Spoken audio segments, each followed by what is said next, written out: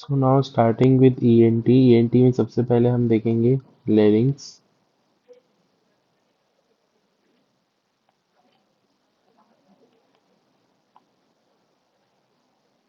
सो larynx में सबसे पहले हम एनाटमी समझेंगे, एनाटमी ऑफ लेरिंग्स। तो सबसे हमने देखा था नेजोफेरिंग्स होता है, ओरोफेरिंग्स होता है और लेरिंगोफेरिंग्स होता है। लेरिंगोफेरिंग्स। तो laryngopharynx is divided into two parts, that is larynx and hypopharynx. Hypopharynx. अब लेरिंग्स के भी तीन पार्ट होते हैं, that is supraglottis, supraglottis, glottis, glottis and subglottis, subglottis. ठीक है। हाइपोफेरिंग्स के भी तीन पार्ट होते हैं, that is post cricoid area, post cricoid area, मतलब post cricoid area and posterior pharyngeal wall, pharyngeal wall and piriform fossa, form fossa. Actually होता क्या है कि जो लेरिंग्स होता है उसके पीछे पूरा क्रिकॉइड कार्टिलेज हम देखेंगे अभी। क्रिकॉइड कार्टिलेज एक only circular complete ring cartilage होता है लेरिंग्स का। तो जब वो कंप्लीट रिंग कार्टिलेज होता है तो पीछे की साइड वो एक डिप्रेशन मतलब एलिवेशन बनाता है जिसको हम बोलते हैं पोस्ट क्रिकॉइड एरिया। क्रिकॉइड मतलब क्रिकॉइड कार्टिलेज की वजह से उसके पीछे के एरिया पे जो एरिया है उसको हम बोल रहे हैं पोस्ट क्रिकॉइड एरिया। और पोस्टीरियर फेरिंजियल वॉल तो आपको पता ही है। और पोस्टीरियर पोस्ट क्रिकॉइड एरिया के साइड में जो होते हैं वो पायरिफॉर्म फोसा होते हैं, जिसको स्मगलर्स फोसा भी बोलते थे। स्मगलर्स फोसा क्योंकि उसमें स्मगल करते थे चीजें, जो स्मगलर्स होते थे, स्मगलर्स फोसा। ठीक है। तो और पायरिफॉर्म फोसा से इसमें ये लिखते पायरिफॉर्म फोसा होता है। पायरिफॉर्म फोसा के डीप क्या जाते हैं internal laryngeal nerve, so can be damaged, can be damaged while removing foreign body, foreign body like fish bone from piriform fossa. तो पायरिफॉर्म फोसा की डीप इंटरनल लेरिंजियल नर्व जाती है जिसकी वजह से जब हम फॉरेन बॉडी रिमूव करते हैं तो वो डैमेज हो सकती है। अगर आगे हम देखेंगे इंटरनल लेरिंजियल नर्व डैमेज हो गई तो sensory supply to supraglottis is lost and when sensory supply to supraglottis is lost there is aspiration. ये मैं आगे समझा दूंगा बाय एस्पिरेशन। ठीक है, अभी आप लिख लो से। ठीक है। फिर हम ये हमने पार्ट्स ऑफ लेरिंग्स देखे। अब हम उसके फंक्शंस ऑफ लेरिंग्स देख लेते हैं। पहले इसमें ये भी देख लेते हैं ग्लॉटिस कहाँ से कहाँ एक्सटेंड करता है। Glottis extends from upper arcuate line to 1 centimetre below lower arcuate line. ठीक है। एक तो ये फीचर हो गया ग्लॉटिस का। दूसरा ग्लॉटिस का फीचर क्या होता है, ग्लॉटिस का एपिथेलियम। ग्लॉटिस का पहले मैं आपको दिखाई देता हूँ स्ट्रक्चर्स। ये डायग्राम लेते हैं, यही डायग्राम लेते हैं, एक सेकेंड।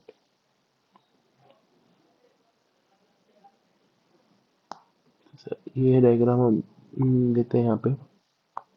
हाँ। तो ये होता है आपका, ये अभी हम पढ़ेंगे, दैट इज यहाँ से ये होती है आपका फॉल्स वोकल कॉर्ड, ये होती है आपका ट्रू वोकल कॉर्ड। तो ये एरिया होता है अपर आर्कुएट लाइन, ये एरिया होता है लोअर आर्कुएट लाइन। अपर और लोअर आर्कुएट लाइन के 1 सेंटीमीटर नीचे तक ग्लॉटिस होता है। बेसिकली हम इसी एरिया को ग्लॉटिस बोलते हैं कॉमन उसमें। इसको सुप्राग्लॉटिक एरिया बोलते हैं, इसको सब ग्लॉटिक एरिया बोलते हैं। ठीक है। Simple simple. अब जो सब ग्लॉटिक एरिया होता है, ग्लॉटिक एरिया होता है, इस डायग्राम को यहाँ से थोड़ी देर के लिए हटा देते हैं, इसको यहाँ रखते हैं। ठीक है। जो ग्लॉटिक एरिया होता है वो नैरोएस्ट पार्ट होता है, नैरोएस्ट पार्ट इन एडल्ट। सो यहीं पे ही सबसे ज्यादा आपको फॉरेन बॉडी लॉस हो सकती है। लेकिन नैरोएस्ट पार्ट इन चाइल्ड कोई पूछता है तो दैट इज सब glottis, narrowest part in child. इसीलिए आप हम याद इसीलिए ये याद रखना सब ग्लॉटिक स्टीनोसिस चाइल्ड में होता है, क्योंकि उसमें जब हम फॉर ज़्यादा टाइम के लिए इंट्यूबेशन करते हैं तो दैट लीड्स टू सब ग्लॉटिक स्टीनोसिस। क्यों सबग्लॉटिस का ही क्यों? Because it is the nervous part in the child. कौन सा? सबग्लॉटिस। ठीक है। तो और सब ग्लॉटिस के बारे में, मतलब ग्लॉटिस के बारे में और हम चीजें पढ़ेंगे। एपिथीलियम, एपिथीलियम ऑफ ग्लॉटिस क्या होता है? That is stratified, stratified squamous epithelium. Actually होता क्या है कि जहाँ भी बॉडी में आपको रफ टफ फ्रिक्शन है तो वहाँ पे आपको स्ट्रेटिफाइड स्क्वैमस एपिथेलियम चाहिए ग्लॉटिस में। एक मैं बता देता हूँ। ठीक है। ये जो एरिया होता है पूरा, मतलब इसको ग्लॉटिस मानो, that is to vocal vocal cord, इसके ऊपर सुप्राग्लॉटिस, इसके ऊपर इंफ्राग्लॉटिस। ये ग्लॉटिस, ये सुप्राग्लॉटिस एंड ये सबग्लॉटिस या इंफ्राग्लॉटिस। तो जो सुप्राग्लॉटिस एंड इंफ्राग्लॉटिस या सबग्लॉटिस होता है, इनमें जो एपिथेलियम होता है that is pseudo stratified, pseudo stratified ciliated columnar epithelium. ठीक है। लेकिन प्रॉब्लम क्या होती है, ग्लॉटिस में वोकल कॉर्ड्स होती हैं और वोकल कॉर्ड्स में फ्रिक्शन होता है। अब सूडो स्ट्रेटिफाइड एपिथेलियम होता कैसा है? सिंगल लेयर होता है ये, पर सूडो स्ट्रेटिफाइड इसलिए दिखता है क्योंकि न्यूक्लियस के लेवल अलग अलग होते हैं। तो हम जब ऊपर से देखते हैं हिस्टोलॉजी में तो ये ऐसा दिखता है कि it is multi layer, so we say it's pseudo stratified. But ये काम नहीं करेगा जहाँ भी रफ टफ या फ्रिक्शन रिक्वायर्ड होता है, लाइक वेजाइना वॉल हो गई, एनल वॉल हो गई या ग्लॉटिस हो गया, इन सब में इसीलिए आपका वहाँ पे स्ट्रेटिफाइड एपिथेलियम होता है। सूडो से काम नहीं चलेगा क्योंकि मल्टी लेयर होता है। तो इसमें यहाँ पे क्या होता है? स्ट्रेटिफाइड, स्ट्रेटिफाइड स्क्वैमस एपिथेलियम होता है इन ग्लॉटिस।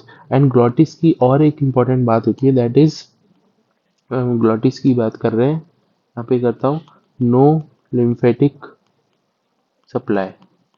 ठीक है। होता क्या है कि ग्लॉटिस की कोई लिम्फेटिक सप्लाई नहीं होती है, सुप्राग्लॉटिस की होती है, सब ग्लॉटिस की होती है, बट ग्लॉटिस की सप्लाई नहीं होती है, जिसकी वजह से glottic oedema is very common, very common. Glottic oedema means oedema in glottis, क्योंकि लिम्फेटिक सिस्टम नहीं है फ्लूइड ड्रेनेज के लिए, तो वहाँ पे काफ़ी कॉमन होगा इडीमा। दूसरा क्या है, जो ग्लॉटिक कैंसर होता है, ग्लॉटिक कैंसर इज मोस्ट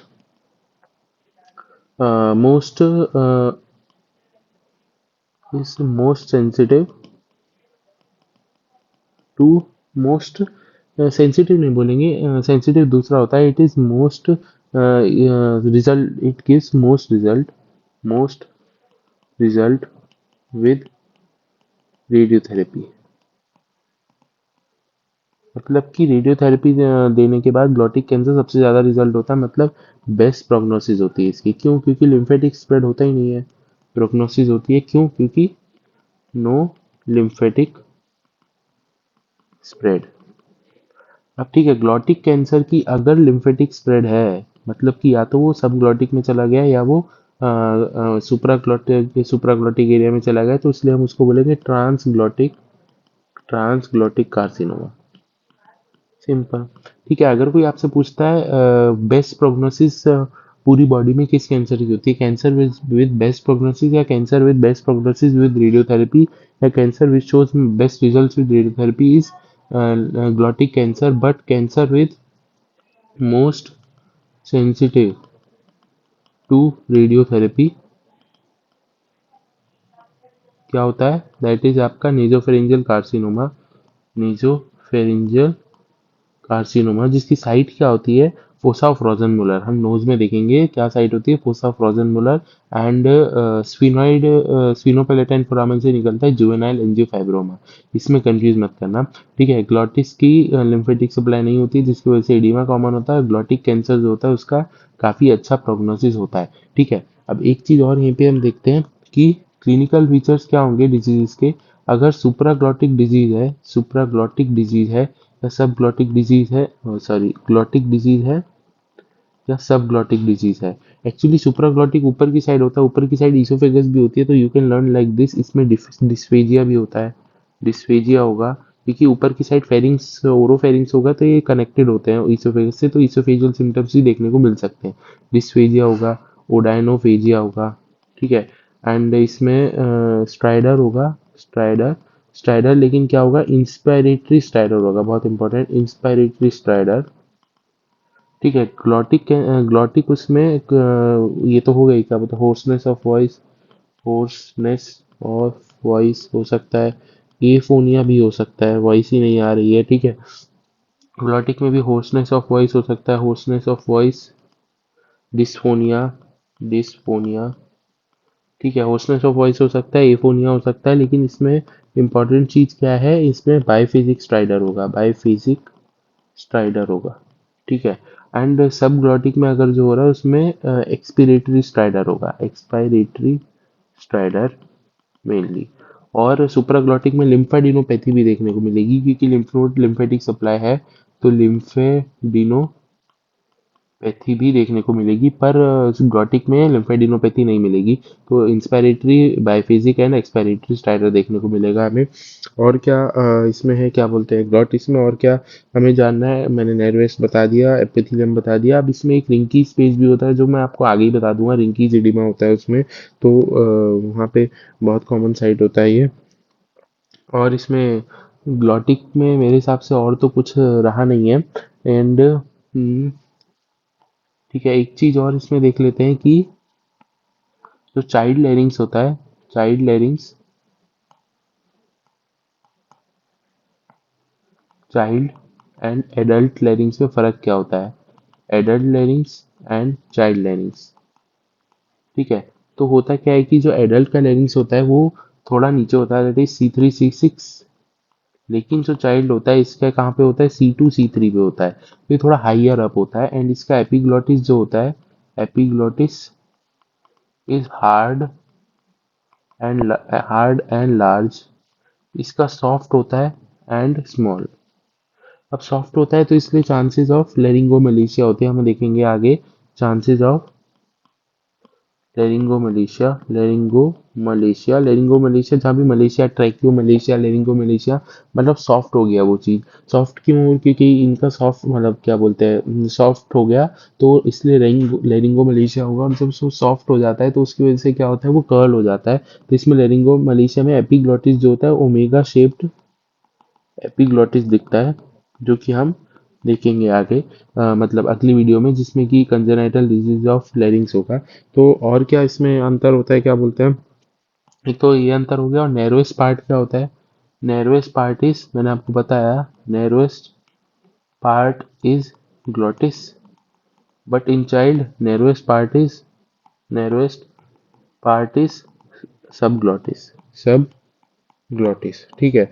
और शेप की, ठीक है, शेप भी लिख देते हैं। जो एडल्ट का लेरिंग्स का शेप होता है वो ट्यूबुलर शेप होता है, ट्यूबुलर शेप। और जो चाइल्ड का होता है दैट इज कोनिकल या funnel shape, conical slash funnel shape, ठीक है। अब इस हमने एक चीज याद हो तो आपको, ऐसा बोलते हैं कि जो एडल्ट होता है, इट कैन, मतलब ये स्वेलो और एक साथ, ये स्वेलो एंड ब्रीदिंग साइमल्टेनियसली नहीं कर सकते, बट ये स्वेलो भी कर सकते हैं चिल्ड्रन, एंड ब्रीदिंग भी कर सकते हैं।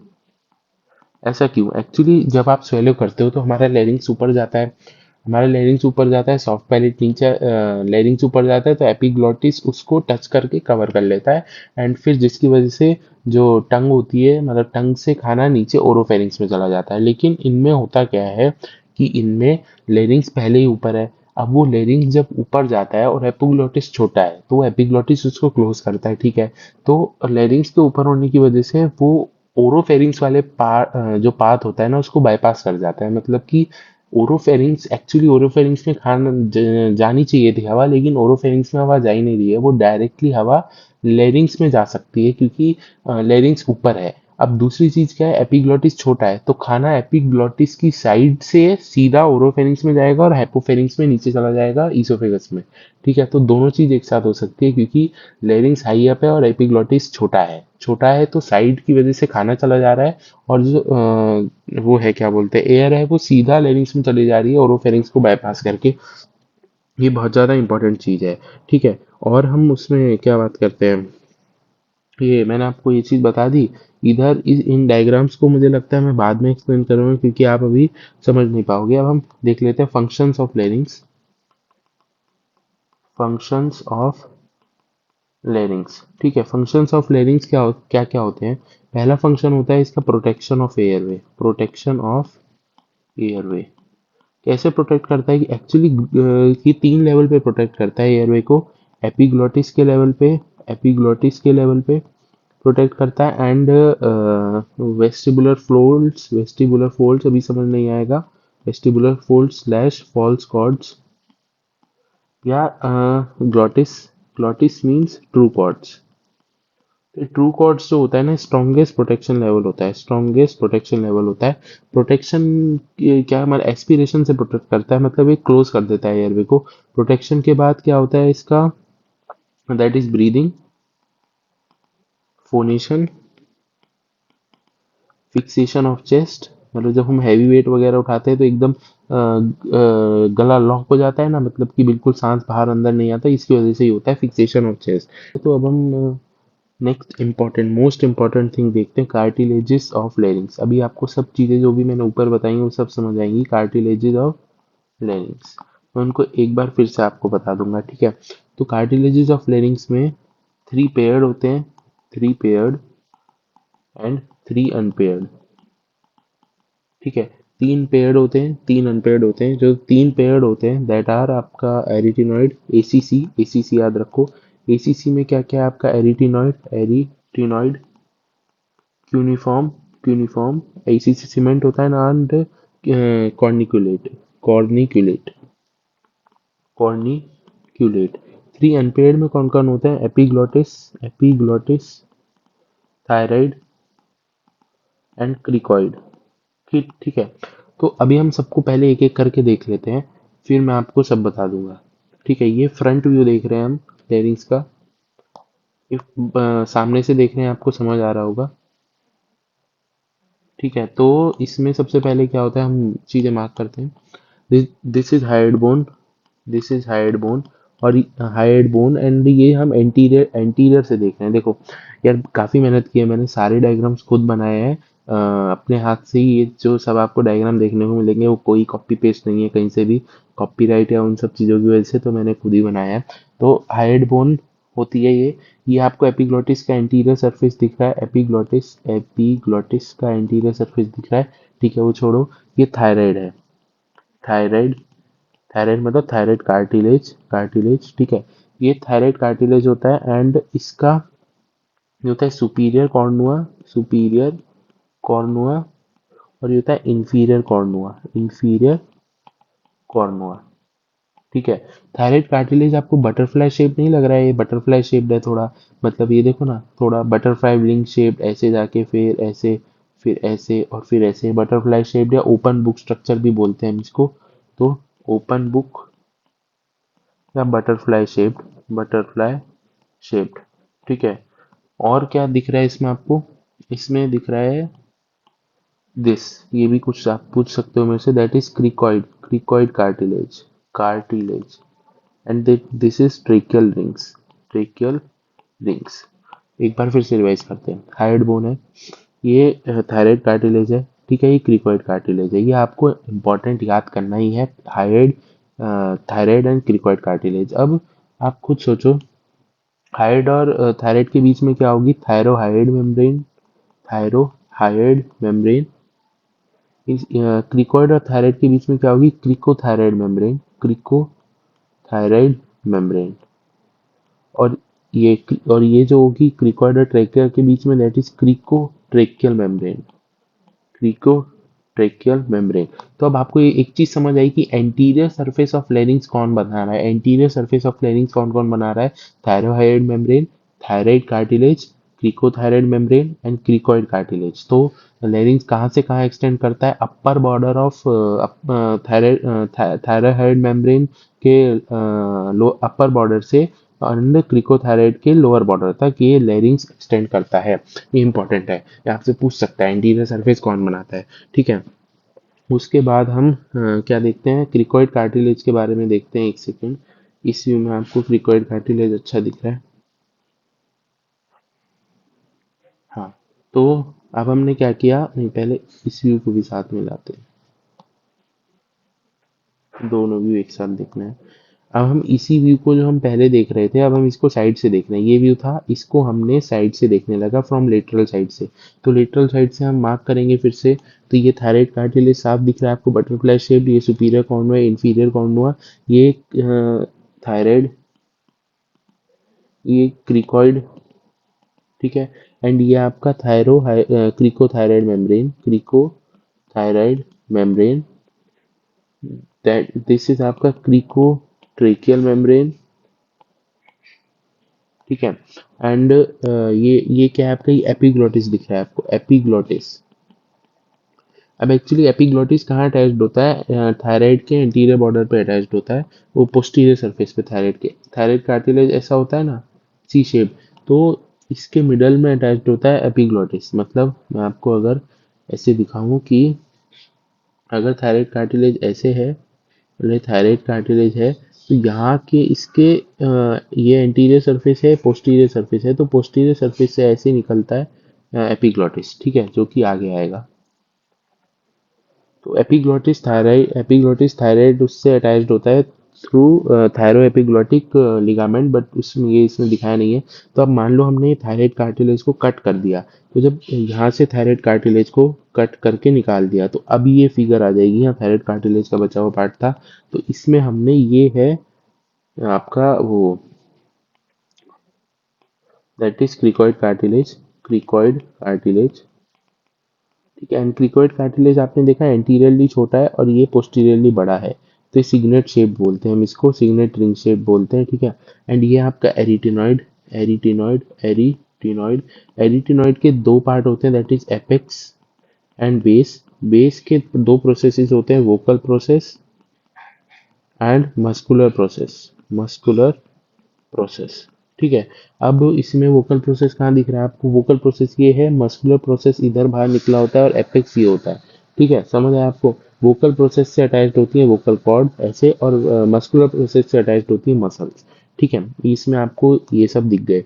फिर मैंने आपको एरिटिनॉइड दिखाया, एरिटिनॉइड को बूट शेप भी बोलते हैं।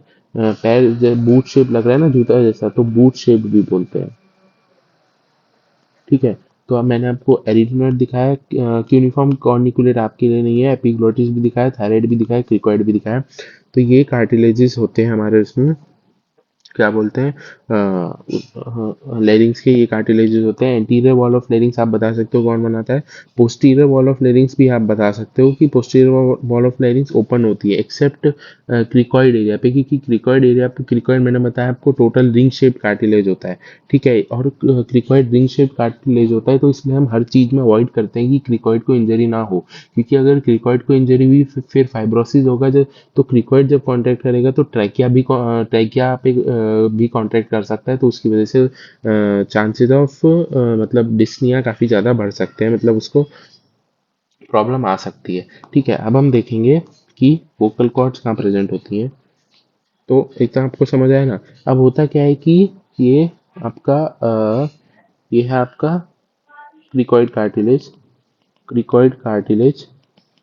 अब इसके ऊपर रहता है आपका ये, दैट इज एरिटिनॉइड, एरिटिनॉइड, एरिटिनॉइड कार्टिलेज। दो एरिटिनॉइड रहते हैं, इधर एक रहेगा, ऐसे दो एरिटिनॉइड रहते हैं, और इधर क्रिकॉइड रहता है, क्रिकॉइड। तो क्रिकॉइड के ऊपर एरिटिनॉइड रहता है, और एरिटिनॉइड जो एरिटिनॉइड से निकलते हैं आपका एक थायराइड कार्टिलेज भी रहेगा यहाँ पे। थायराइड बनाना पड़ेगा ऐसे, मान लो थायराइड कार्टिलेज है, ठीक है। तो एरिटिनॉइड से निकलती है एक वोकल कॉर्ड, दूसरी वोकल कॉर्ड, और ये जाके जुड़ती हैं थायराइड पे। थायराइड का कार्टिलेज का पोस्टीरियर वो थायराइड कार्टिलेज मान लो, ठीक है। अब इसी के ऊपर ही ना, इसके थोड़ा सा ऊपर ही यहाँ पे अटैच्ड होता है आपका एपिग्लोटिस। तो एपिग्लोटिस ऐसे जाता है, थोड़ा और ऊपर, एपिग्लोटिस ऐसे जाता है, जो हमें इस उसमें दिख रहा है साफ। आप इसको इससे देखना, ठीक है। Arytenoid, cricoid, arytenoid, cricoid, epiglottis and trachea, वो ट्रेकिया कह रहा हूँ, थायराइड। तो एक्चुअली होता क्या है, ये अटैच्ड किससे होता है, एपिग्लोटिस इससे अटैच्ड होता है from thyro epiglottic, epiglottic ligament, ligament, ठीक है। अभी थायराइड है, थायराइड के ऊपर क्या होती है यहाँ पे आपको पता है, थायराइड के ऊपर होती है यहाँ हायोइड बोन, और हाइड से थायराइड तक हमने पढ़ा था, कौन सा वो जाते हैं, थायरोहाइड मेम्ब्रेन, थायरोहाइड मेम्ब्रेन। अब एक चीज आपने देखी, यहाँ पे एक और लिगामेंट होता है, दैट इज आपका हाई एपी हायो हायो एपिग्लोटिक लिगामेंट लिगामेंट। तो ये जो स्पेस बनता है ना, ये स्पेस आपको दिख रहा होगा, ये space that is bound by hyo epiglottic ligament, इधर epiglottis, anterior surface of epiglottis, thyrohyoid membrane and thyro epiglottic ligament. इस स्पेस को हम क्या बोलते हैं, स्पेस ऑफ बर्जर या pre epiglottic space. This is known as space of Berger या pre epiglottic space, pre epiglottic space.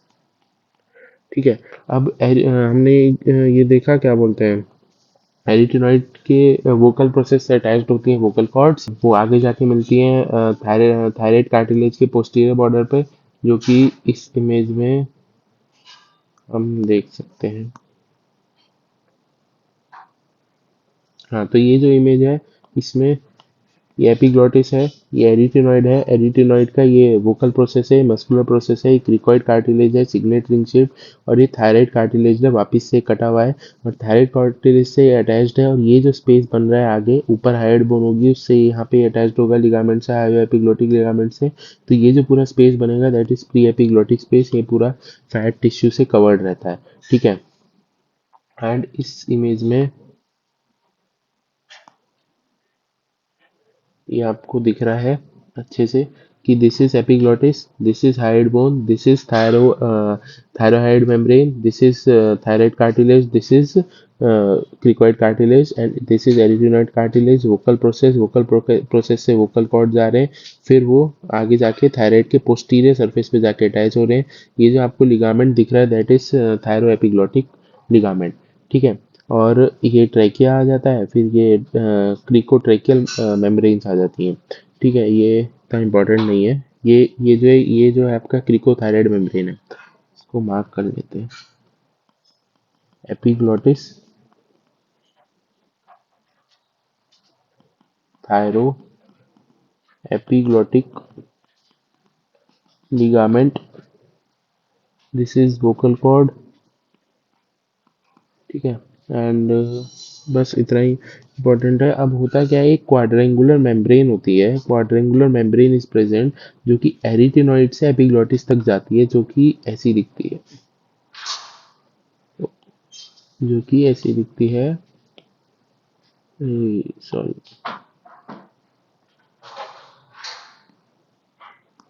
हाँ। तो क्वाड्रेंगुलर मेम्ब्रेन होती है जो कि एरिटिनॉइड से एपिग्लोटिस की तरफ जाती है। ये देखो, ये क्वाड्रेंगुलर शेप में होती है मेम्ब्रेन। तो अब होता क्या है, ये क्वाड्रेंगुलर मेम्ब्रेन का एंटीरियर, आप देखो ये पीछे से देख रहे हैं हम लेरिंग्स को, तो anterior border is made by epiglottis, posterior border is made by arytenoid. तो इसके दो सरफेस खाली बच जाते हैं, that is superior surface and inferior surface. तो ये क्वाड्रिलेटरल मेम्ब्रेन है, क्वाड्रिलेटरल मेम्ब्रेन, जो जिसके की सुपीरियर एंड इंफीरियर जो प्रोसेसेस होते हैं वो फ्री होते हैं। तो जो सुपीरियर प्रोसेस होता है वो क्या बनाता है, आपका एरी epiglottic fold, eri epiglottic fold, that is arytenoid से एपिग्लोटिस तक एरी एपिग्लोटिक फोल्ड। और जो इंफीरियर होता है वो बनाता है वेस्टिबुलर फोल्ड, या जिसको हम बोलते हैं false vocal cord, false vocal cord. ठीक है। एक तो हमें यहाँ ट्रू वोकल कॉर्ड है, ट्रू वोकल कॉर्ड के ऊपर जो होती है that are false vocal cord या vestibular fold, that are the lower thickened part of the quadrangular membrane, upper thickened part of quadrangular membrane is airy epiglottic fold। ठीक है। तो अगर हम इसको ऊपर से देखें तो ऐसा व्यू आएगा।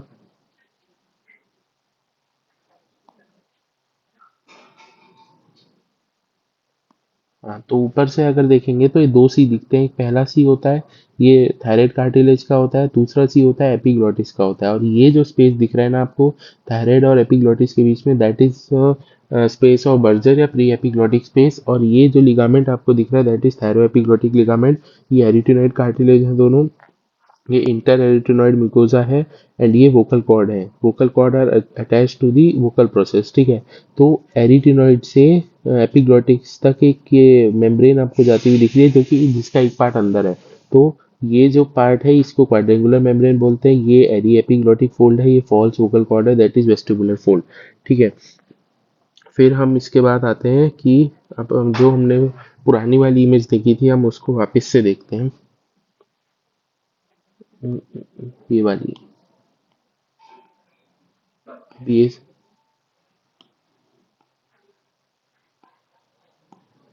अभी समझ आएगी अच्छे से। करते रहते हैं इसको, वही ये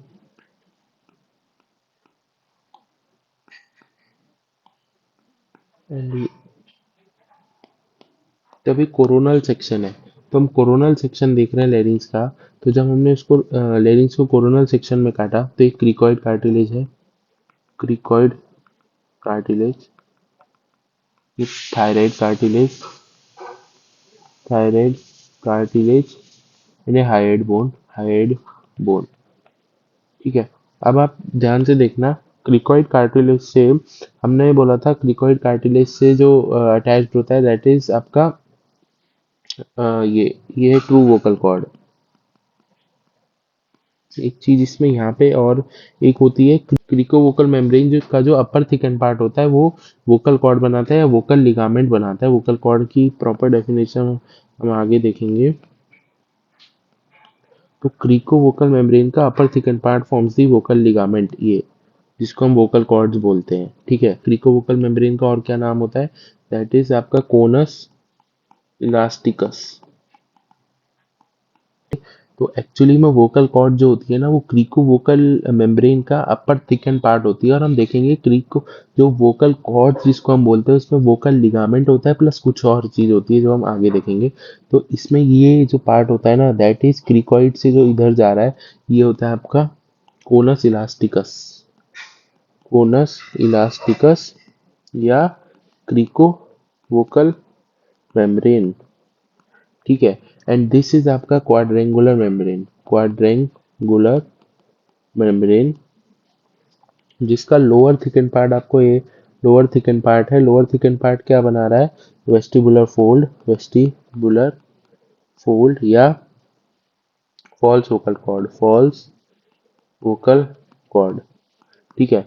अब इसके अगर हम म्यूकोजा की बात करें, ऊपर का जो म्यूकोजा है ये मतलब ये क्वाड्रेंगुलर मेम्ब्रेन है, ये वोकल कॉर्ड है मतलब वोकल लिगामेंट है, और एक क्रिको वोकल मेम्ब्रेन है। तो इनके ऊपर ऐसे म्यूकोजा होगी। तो ये म्यूकोजा यहाँ पे जब आती है, यहाँ जब म्यूकोजा आती है तो ये एक डीप मतलब क्या बोलते हैं इसको, डीपन आगे एक साइनस बनाती है जिसको हम बोलते हैं साइनस ऑफ लेरिंग्स। ये बनाती है साइनस ऑफ लेरिंग्स। तो ये होता है साइनस ऑफ लेरिंग्स। और इस साइनस की जो ये ओपनिंग होती है ना, इस ओपनिंग को हम बोलते हैं वेस्टिब्यूल, वेस्टिब्यूल। अब जब ये साइनस होता है तो ये साइनस जब फॉरवर्ड एंड अपवर्ड जाता है ऐसे लेट मतलब साइड से जाता है, मतलब साइड से अटैच्ड होते हैं, फॉरवर्ड एंड लेटरल, लेटरल मतलब फॉरवर्ड जाता है और लेटरली जाता है, तो हम इसको सेक्यूल बोलते हैं। This is known as saccule. Saccule and sinus दोनों अलग होते हैं। This is known as saccule. तो समझ आया, साइनस जो होता है, अगर sinus forward and upward extend होगा, फॉरवर्ड एंड अपवर्ड एक्सटेंड होगा तो हम उसको बोलेंगे सेक्यूल, ठीक है। और इसमें बहुत सारे म्यूकस ग्लैंड होते हैं, म्यूकस ग्लैंड होते हैं। क्यों होते हैं mucus gland, to provide the lubrication to the vocal cords, provide lubrication. इसीलिए मतलब वोकल कॉर्ड में बहुत फ्रिक्शन होता है, इसीलिए प्रॉब्लम होती है, और इसीलिए यहाँ पे स्ट्रेटिफाइड स्क्वेमस एपिथेलियम होता है, मैंने आपको पहले भी बताया था। और जो फॉल्स वोकल कॉर्ड के बीच में जो स्पेस होता है इसको हम बोलते हैं रीमा वेस्टिबुलाए, वेस्टिबुलाए। और जो ट्रू वोकल कॉर्ड्स के बीच में से स्पेस होता है that is known as rima ग्लोटाइ ग्लोटाइडिस, ठीक है, रीमा ग्लोटाइडिस। तो ये दो चीजें होती है, रीमा वेस्टिबुला एंड रीमा ग्लोटाइडिस। ये डायग्राम बहुत इंपॉर्टेंट है। तो हाइड बोन है, सबसे पहले थायराइड कार्टिलेज, क्रिकॉइड कार्टिलेज से जो एक मेम्ब्रेन जा रही है दैट इज क्रिकोवोकल मेम्ब्रेन, उसका upper thicken part is vocal ligament. ऐसे ही क्वाड्रेंगुलर मेम्ब्रेन है, इसका lower thicken part is vestibular fold जिसको हम फॉल्स वोकल कॉर्ड बोलते हैं। फॉल्स वोकल कॉर्ड्स के बीच के स्पेस को हम बोलते हैं rima vestibula. True vocal cords के स्पेस बीच के स्पेस को हम बोलते हैं रीमा ग्लोटाइटिस, क्योंकि बिकॉज ये ग्लोटिस पार्ट होता है। और इसको रीमा वेस्टिबुला क्यों बोलते हैं, क्योंकि इनको वेस्टिबुलर फोल्ड्स भी बोलते हैं। अब जो ये म्यूकोजा होती है ये डीप अंदर एक साइनस बनाती है, और जब ये sinus forward and upward extend होता है तो उसको सेक्यूल बोलते हैं। It has very high number of mucous glands to provide the lubrication to the vocal cords, and vocal cords have very high friction, so stratified squamous epithelium is present there। and quadrangular membrane के भी जो inferior and upper part आपको पता है, ये जो thicken part होगा that is ary epiglottic fold होगा ये, और यहाँ पे कहीं एपिग्लोटिस होगा तो यहाँ से जाके ऐसे अटैच हो जाएगा। ठीक है, इतना हमने इस डायग्राम में समझा। फिर उसके बाद हम देखते हैं इनलेट स्ट्रक्चर्स ऑफ लैरिंग्स। मतलब इनलेट स्ट्रक्चर्स कौन कौन से स्ट्रक्चर्स इनलेट बनाते हैं, तो आप खुद सोचो। मैं आपको एक वो, हाँ ये देखो, नहीं इससे भी अच्छा आप डायग्राम, ठीक है ये देखते हैं। तो इनलेट कौन कौन बनाता है अब आपको समझ आएगा। इनलेट एपिग्लोटिस बनाता है, बिल्कुल बनाता है। इनलेट क्वाड्रेंगुलर मेम्ब्रेन बनाती है, बिल्कुल बनाती है। क्वाड्रेंगुलर मेम्ब्रेन का फॉल्स कॉर्ड बनाती है, बिल्कुल बनाती है। ट्रू कॉर्ड्स बनाती है, बिल्कुल बनाती है। इंटर एरिटिनॉइड म्यूकोजा बनाती है, बिल्कुल बनाती है। तो ये सब आपके इनलेट्स बनाते हैं। तो मुझे लगता है इसमें कुछ मुझे एक्सप्लेन करने की जरूरत थी नहीं कि कौन कौन सी चीज़ें इनलेट्स बनाती हैं। तो इनलेट्स का लिख देता हूँ मैं आपको, ऑब्वियस था वैसे पर ठीक है। टू एरिटिनॉइड्स इनलेट बनाते हैं। टू एई फोल्ड, अब आपको समझ आ रहा होगा, इमेजिन कर पा रहे होगे। Epiglottis and interarytenoid mucosa. ठीक है, नेक्स्ट वीडियो में हम मसल्स पढ़ेंगे, लेकिन उससे जाने से पहले मैं आपको फिर से एक पूरा ओवरव्यू देना चाहूँगा। ठीक है, इसको हम एक तरह ऐसे मानते हैं कि हम पीछे से देख रहे हैं लैरिंग्स को, और मैं आपको सब चीज़ें रिवाइज कराने की कोशिश करता हूँ। ठीक है, तो हम पीछे से देख रहे हैं लैरिंग्स को। ये एपिग्लोटिस है, ठीक है, ये एपिग्लोटिस है। इसमें एपिग्लोटिस में एक चीज और याद रखना कि ये जो एपिग्लोटिस में परफोरेटेड स्ट्रक्चर होता है, परफोरेशंस होती हैं, जिसकी वजह से क्या प्रॉब्लम क्या होती है, जो सुप्राग्लोटिक कार्सिनोमा है, supraglottic carcinoma can, oh sorry, supraglottic carcinoma कहाँ आ सकता है, pre epiglottic space, pre epiglottic invade pre epiglottic space, ये इंपॉर्टेंट है। ठीक है, तो हम सबसे पहले स्टार्ट करते हैं कार्टिलेज से हमने स्टार्ट किया। तो थ्री पेयर्ड होते हैं, थ्री अनपेयर्ड होते हैं। जो पेयर्ड कार्टिलेज होते हैं ACC, arytenoid cuneiform corniculate. Unpaired cartilage क्या होते हैं, थायराइड, क्रिकॉइड एंड आपका एपिग्लोटिस। तो हम एक एक करके देखते हैं। ये एपिग्लोटिस कार्टिलेज होता है। तो मैं एपिग्लोटिस के बारे में थोड़ी सी चीज़ें ऐसे बता देता हूँ, तो कि जो एपिग्लोटिस होता है वो पहले कॉन्वेक्स होता है, फिर कॉनकेव होता है। ठीक है, तो ये जब आप अटैच्ड है आपको ऐसे दिख रहा है, लेकिन साइड से जब आप देखोगे तो पहले कॉन्वेक्स होता है, फिर ये कॉन्केविटी में आता है। ठीक है, और फिर इसके आगे जो होता है ना एक स्पेस होता है that is pre epiglottic space या स्पेस ऑफ बॉयर। और ये थायराइड कार्टिलेज से अटैच्ड कैसे होता है, तो थ्रू थायरो एपिग्लोटिक लिगामेंट। और ये यहाँ पे हाइड बोन होती है, हाइड बोन से भी अटैच्ड होता है ये, किससे, through hyo epiglottic ligament. Hyo epiglottic ligament, ये देखो, तो ये जो स्पेस बनता है this is space of Boyer या प्री एपिग्लोटिक स्पेस, जिसमें कि सुप्राग्लोटिक कार्सिनोमा आ सकता है। ठीक है, फिर हमने दूसरा कार्टिलेज पढ़ा थायराइड कार्टिलेज। थायराइड कार्टिलेज में जो होता है, थायराइड कार्टिलेज के सुपीरियर कॉर्निया होते हैं, इंफीरियर कॉर्निया होते हैं, और थायराइड कार्टिलेज के नीचे जो होता है that is cricoid cartilage, signet ring shaped होता है। एंड इसका इंटीरियर पार्ट कम ब्रॉड होता है, पोस्टीरियर पार्ट ज़्यादा ब्रॉड होता है। ब्रॉड मतलब हाइट में ज़्यादा ब्रॉड होता है, लेंथ में ज़्यादा ब्रॉड होता है, जैसे भी आप बोलो। तो इसके ऊपर एरिटिनॉइड कार्टिलेज रेस्ट करते हैं। थायराइड से क्रिकॉइड के बीच में जो मेम्ब्रेन होती है दैट इज क्रिकोथायराइड मेम्ब्रेन, और क्रिकॉइड से ट्रैकिया के बीच में जो मेम्ब्रेन होती है दैट इज क्रिकोट्रैकियल मेम्ब्रेन। हाइड से थायराइड के बीच में जो होती है दैट इज थायरोहाइड मेम्ब्रेन। और ये सारे स्ट्रक्चर ही आपका इंटीरियर वॉल ऑफ लेरिंग्स बनाते हैं बहरहाल। तो एरिटिनॉइड की बात करते हैं। एरिटिनॉइड का एक एपेक्स होता है, एक वोकल पार्ट होता है, वोकल प्रोसेस होता है, और एक मस्कुलर प्रोसेस होता है। मस्कुलर प्रोसेस से मसल्स अटैच होती हैं, वोकल प्रोसेस से वोकल कॉर्ड अटैच होती हैं। और एक्चुअली वोकल कॉर्ड क्या होती है, वोकल लिगामेंट होगा प्लस एंटीरियर सरफेस, एंटीरियर या वोकल प्रोसेस ऑफ एरिटिनॉइड होता है। ये मैं बताना भूल गया आपको, इसमें यहीं पे लिखो, नहीं नेक्स्ट वीडियो में बता दूंगा मैं कि जो वोकल कॉर्ड्स होती है, vocal cords are not only vocal cords also includes the vocal process of the arytenoid cartilage. तो ये वोकल लिगामेंट होता है और ये वोकल प्रोसेस ऑफ एरिटिनॉइड होता है। तो ये वोकल लिगामेंट बनता कैसे, एक ट्राइंगुलर मेम्ब्रेन होती है जिसको हम बोलते हैं कोनस इलास्टिकस। तो कोनस इलास्टिकस की अपर थिकेंड पार्ट होता है, कोनस इलास्टिकस का अपर थिकेंड पार्ट होता है, ठीक है। ये कोनस इलास्टिकस है, इसका अपर थिकेंड पार्ट होता है जो कि वोकल लिगामेंट बनाता है, एक क्रिको वोकल लिगामेंट बनाता है जो कि फिर वोकल प्रोसेस के साथ मिलके वोकल कॉर्ड बनाता है, ठीक है, सिंपल। अब इसमें क्या बोलते हैं, क्वाड्रेंगुलर मेम्ब्रेन भी हम यहाँ पे लाते नहीं, हाँ क्वाड्रेंगुलर मेम्ब्रेन लाते हैं। क्वाड्रेंगुलर मेम्ब्रेन एरिटिनॉइड से एपिग्लॉटिस तक जाती है। एपिग्लॉटिस जो इसका सुपीरियर वो होता है, ये बनाता है aryepiglottic fold. Inferior free margin क्या बनाता है, वेस्टिबुलर फोल्ड, जिसको हम बोलते हैं फॉल्स वोकल कॉर्ड। और फॉल्स वोकल कॉर्ड भी पार्ट मतलब एस्पिरेशन से बचाती हैं, लेकिन जो most strongest level of protection from aspiration होता है that is true vocal cord या ग्लॉटिक लेवल, ठीक है। अब ये मैंने आपको यहाँ पे बता दिया, और इमेज ये एक्सप्लेन कर रही है, ये मैंने आपको बता दिया।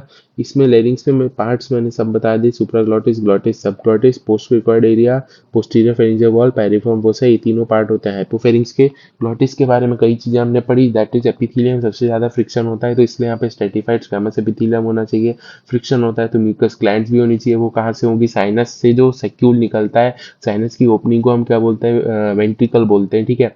एंड जो सेक्यूल में एक डिजीज हो जाती है जो हम बाद में पढ़ेंगे ट्रम्पेट ब्लोअर्स में, दैट इज लेरिंगोसील। तो एक्सटर्नल लेरिंगोसील भी हो सकता है, इंटरनल लेरिंगोसील भी हो सकता है, बहरहाल आप बाद में पढ़ लोगे, कोई प्रॉब्लम नहीं है।